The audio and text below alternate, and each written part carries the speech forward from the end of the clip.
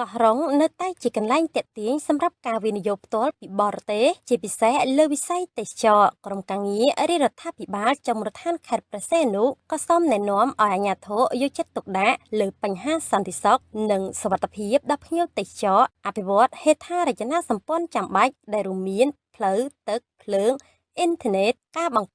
កើនផលបន្លែសាច់មាន់ទាស្ថានីយស្តុកម្ហូបអាហារសម្រាប់ការប្រើប្រាស់ប្រចាំថ្ងៃលើកោះផ្ទាល់ការគ្រប់គ្រងសំរាមការសម្អាតកោះជារួមនិងការគ្រប់គ្រងទឹកកខ្វក់ជាដើមទាំងអស់នោះសម្ដៅធានានិរន្តរភាពនៃខឿនសេដ្ឋកិច្ចរបស់កោះនិងលើកស្ទួយជីវភាពរបស់អ្នកកោះរ៉ុងជារួមទន្ទឹមនឹងគ្នានោះក៏ត្រូវផ្លាស់ប្ដូរថ្នត់គំនិតមកទទួលយកថាកោះរ៉ុងក៏ជាសហគមន៍ប្រជាជាតិមួយហើយអ្នកកោះរ៉ុងខ្លួនឯងមានវប្បធម៌អរិយធម៌ល្អជាមួយអ្នកភូមិផងរបងតែមួយចេះយកអាសាគ្នាជាសហគមន៍ចម្រុះប្រជាជាតិនៅលើទឹកដីកម្ពុជាដែលនេះហើយជាតារារះនាទិសនិរដីនេះបើយោងទៅតាមកម្មវិធីបញ្ចុះបឋមសិលាសាងសង់អគារពហុមុខងារនិងសន្តាគារប្រណិតនៃគម្រោង Portway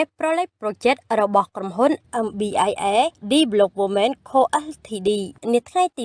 27 ខែតុលាឆ្នាំ2025នៅក្នុងភូមិសាស្ត្រក្រុងកោះរ៉ុង